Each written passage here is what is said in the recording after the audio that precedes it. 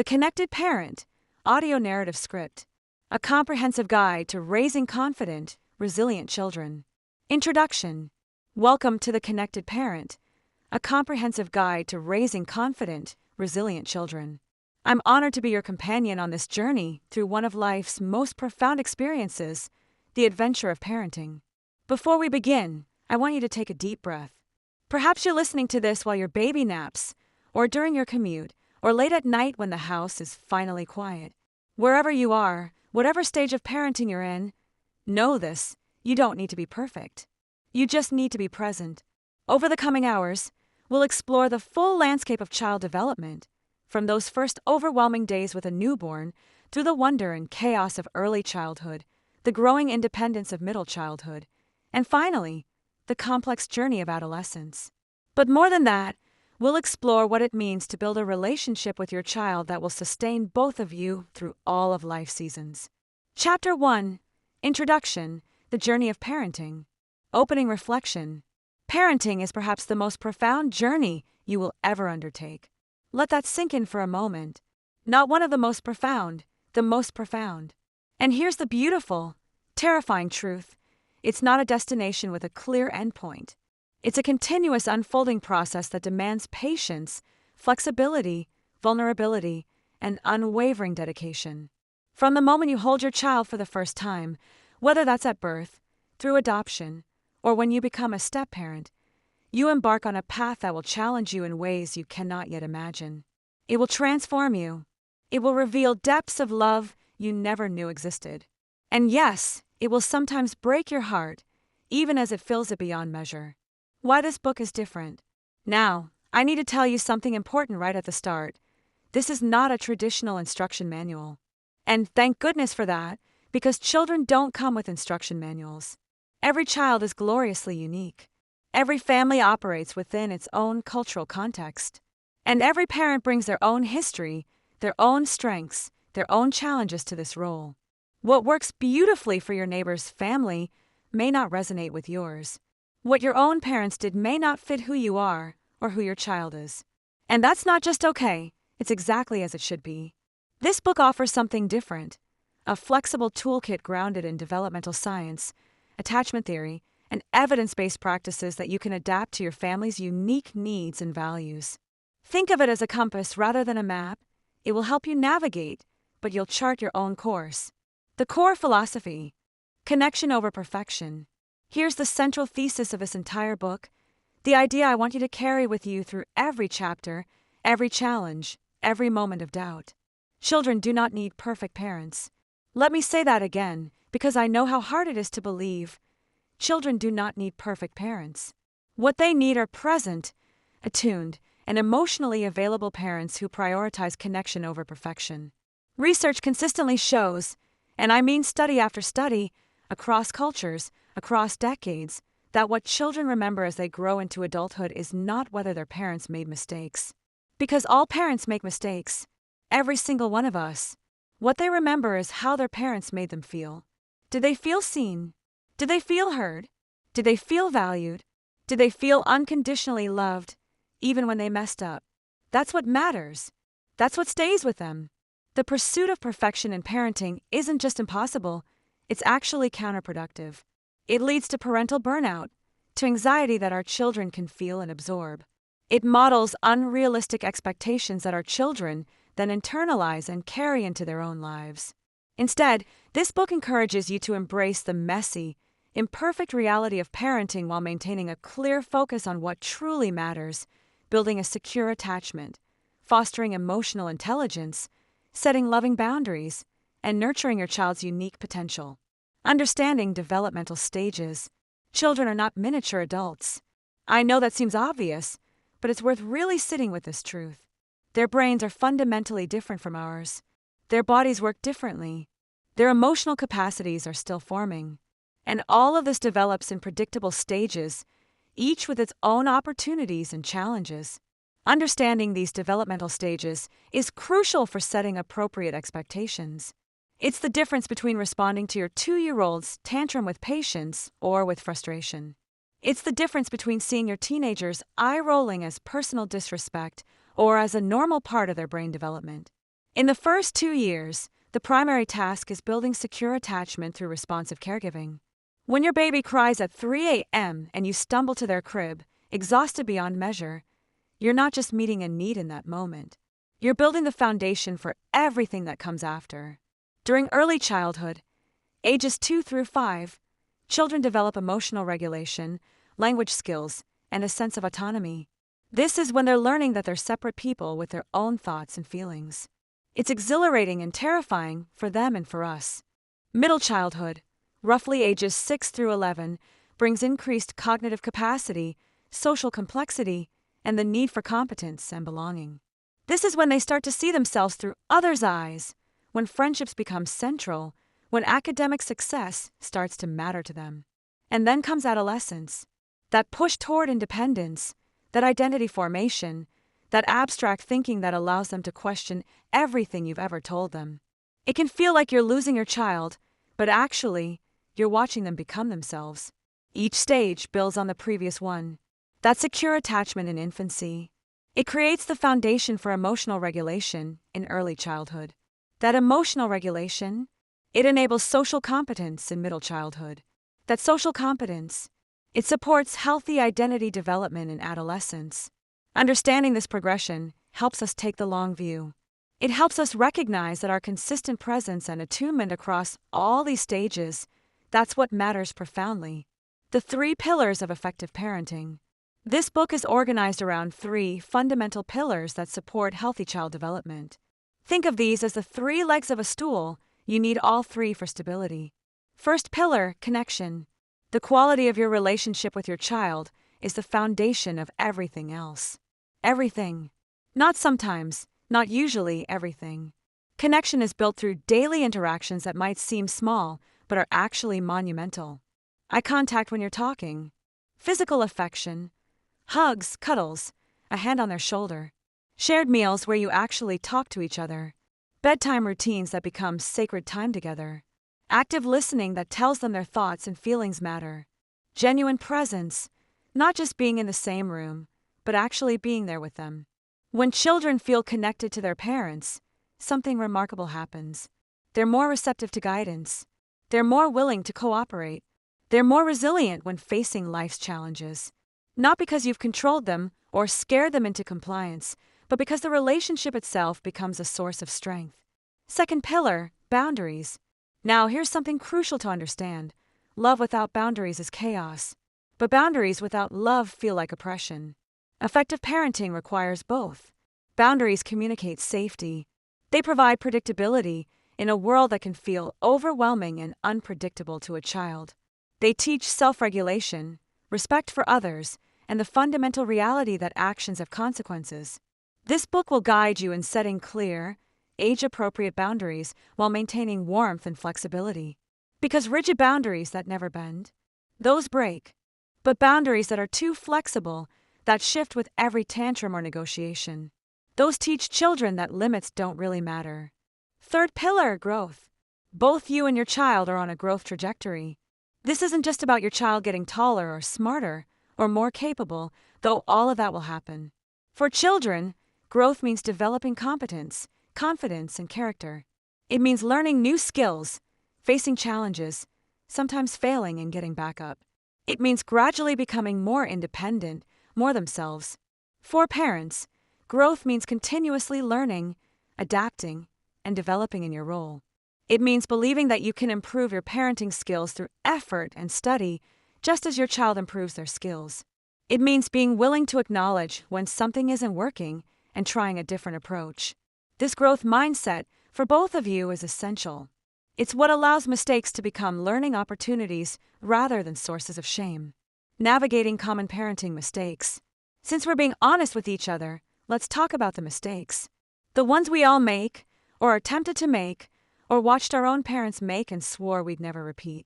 One of the most valuable aspects of this journey together will be our frank discussion of these common parenting pitfalls and how to avoid them. Perfectionism and comparison culture. In our age of social media, it's so easy to compare our messy reality to someone else's curated highlights.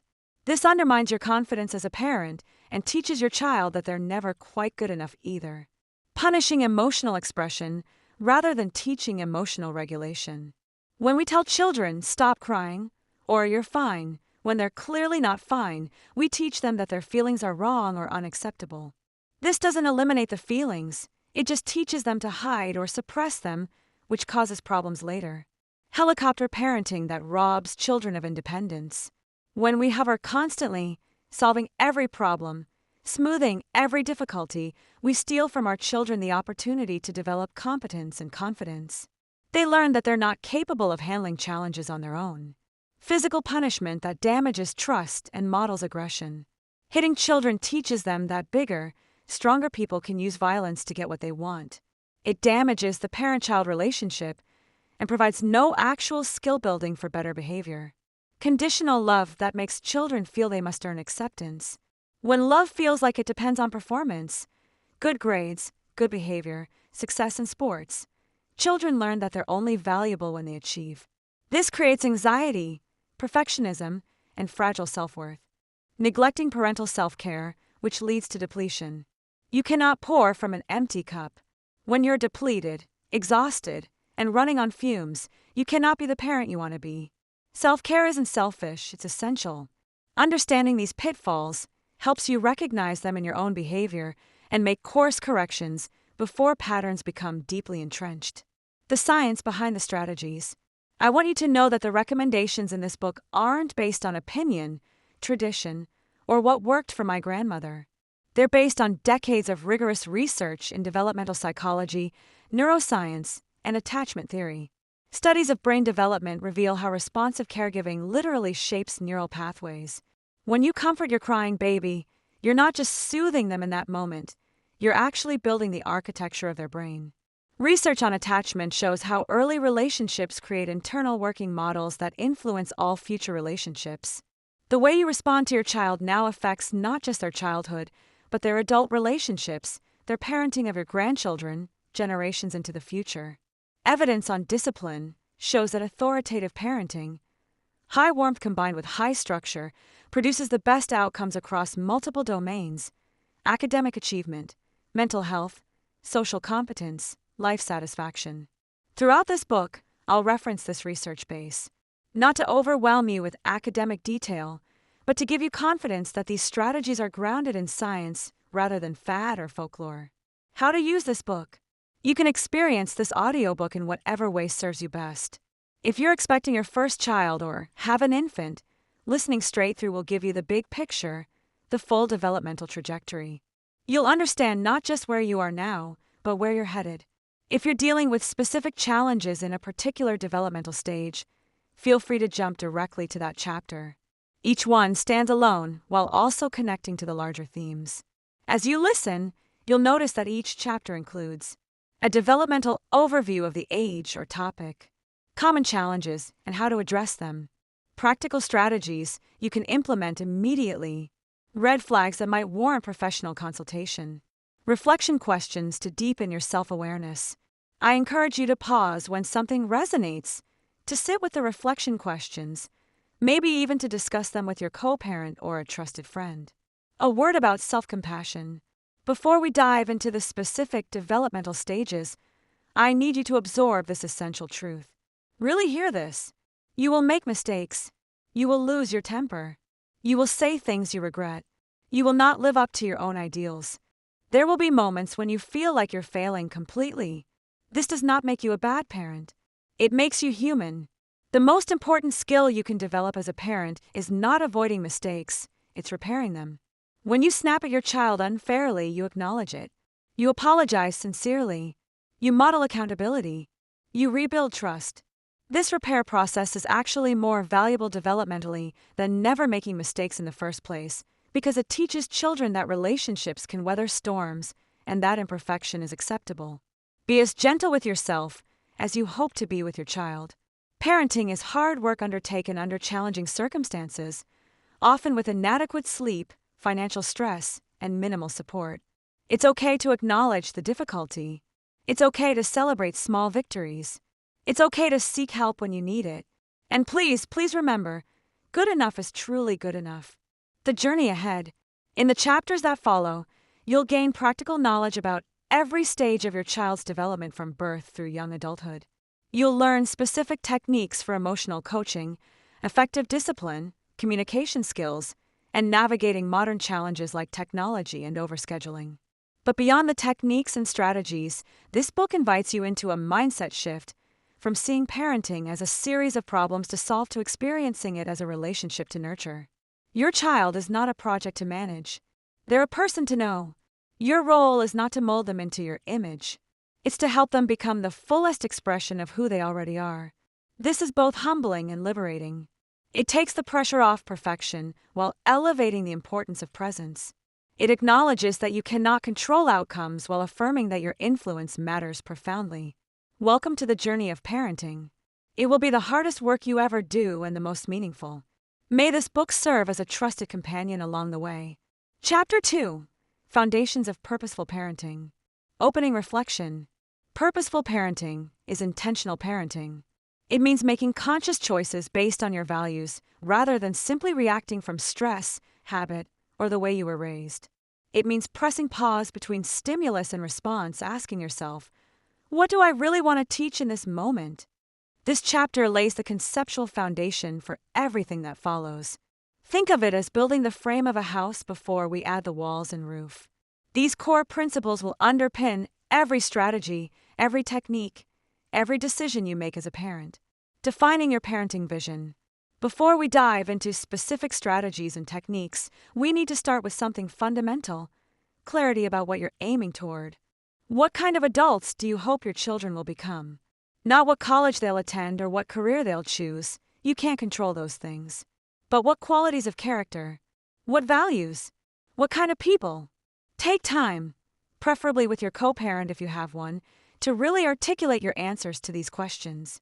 If you can, pause this recording and write them down.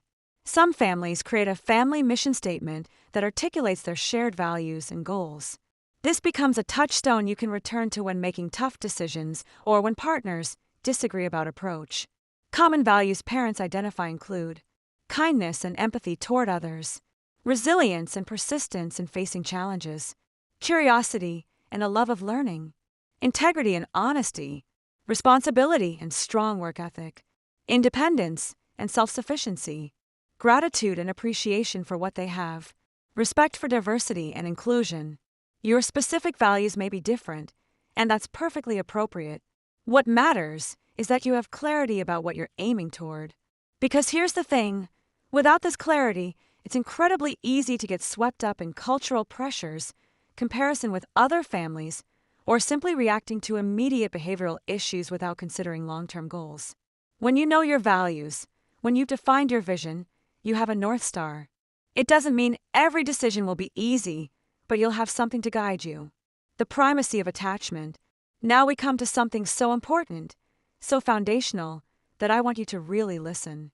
The single most important protective factor in child development, more than socioeconomic status, more than academic achievement, more than any other variable researchers have identified, is secure attachment to at least one consistent caregiver. Attachment theory, pioneered by John Bowlby and Mary Ainsworth in the mid-20th century, has been validated by thousands of studies across cultures and contexts. The findings are remarkably consistent. Children who develop secure attachments in infancy and early childhood show better outcomes across virtually every domain. Better emotional regulation, better social competence, higher academic achievement, better mental health, even better physical health throughout their lives. This isn't just correlation, the attachment relationship actually changes how the brain develops. So what creates a secure attachment? Responsive caregiving. That's the simple answer. But let's break down what that actually means in practice. Recognizing and responding to your child's signals and needs. This means paying attention, learning to read their cues, understanding what they're trying to communicate, providing consistent comfort when distressed. Not every time, not instantly, but reliably. Your child learns that when they're upset, you'll be there.